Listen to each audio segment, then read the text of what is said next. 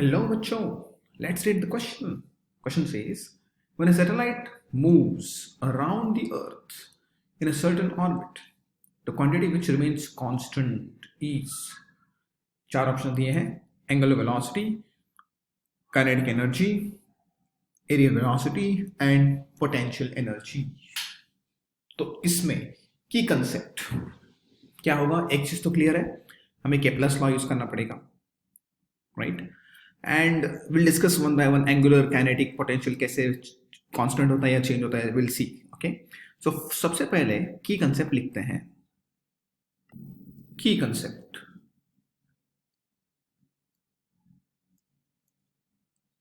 Kepler's law. अभी Kepler's को 3 law है, उसमें से कौन सा? Kepler's law of areal vector, right, और एरियल वेलोसिटी, वो यूज करना पड़ेगा। Areal velocity, what is the statement? Law क्या बोलता है? Area swept per unit time is always constant. इसी को हम बोलते हैं एरियल वेलोसिटी। तो ये हमारा इसमें की कंसेप्ट है। अभी एक्सप्लेनेशन की तरफ बढ़ते हैं। तो मान लीजिए आपका सैटेलाइट ऐसे रिवॉल्व हो रहा है अराउंड दिस प्लैनेट। तो ये आपका रेडियस हो गया r, ये इसकी वेलोसिटी हो गई v। अभी सब पहला ऑप्शन क्या बोल रहा है? Angular velocity. एंगुलर वेलोसिटी क्या होती है? Omega, v equals to R omega, हमें पता है omega equals to v by R. अभी सर्कुलर मोशन में क्या होगा? Velocity is always changing. ये देखो, वेलोसिटी इज चेंजिंग। यहाँ पर अलग डायरेक्शन है, यहाँ पर अलग डायरेक्शन है। ये मान लेते हैं ए पॉइंट, ये मान लेते हैं बी पॉइंट।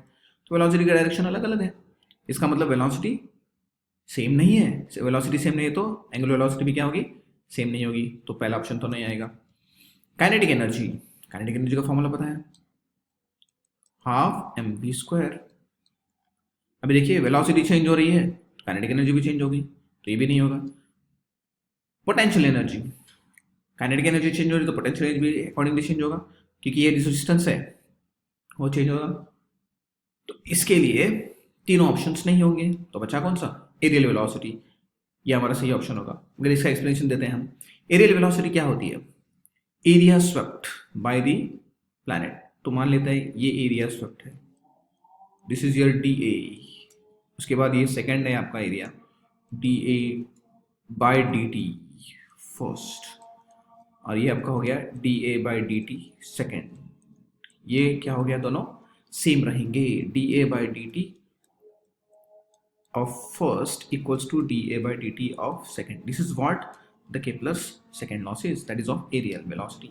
तो area swept per unit time is called as aerial velocity. ठीक है, इसी को हम क्या बोलते हैं? aerial velocity. तो ये क्या होगी? aerial velocity constant रहेगी। तो right option is C. C is third option is the right option. Hope you understood it well. All the best.